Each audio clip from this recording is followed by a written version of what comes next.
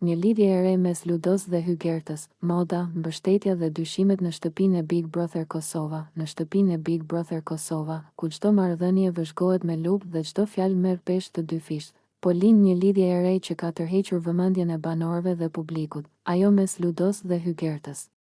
Mes tyre po krijohet një afërsi e veçantë, e cila dallon nga tensionet dhe debatet e zakonshme që shpesh mbizotërojnë në shtëpi. Në një nga bisedat e tyre më të qeta, Ludo dhe Hygerta ulen së bashku dhe fillojnë të flasin për pasarelat e modës, për botën elegante, kreativitetin dhe guximin që kërkon industria e modës.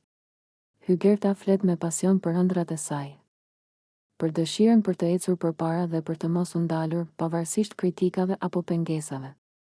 Ludo e dëgjon me vëmendje dhe i jep kurajo, duke i thënë me një ton të butë, ti mund të vazhdosh përsëri. Unë të ndihmoj.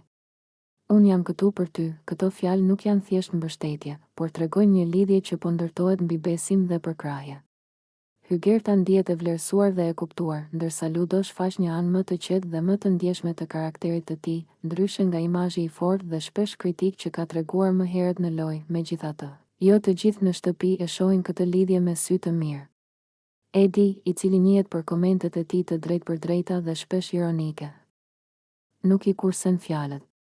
Në një moment reflektimi, ai shprehet, ujkuqimen e ndëron, por zakonin se haron.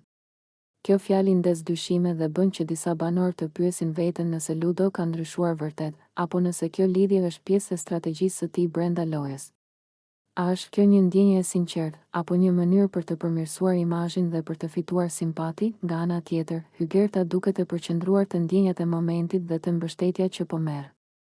Ajo vazhdon të flasë për pasarelat, për stilin dhe për të ardhmen, duke e kthyer bisedën në një hapësirë ëndrash dhe shprese, larg tensioneve të shtëpisë. Kjo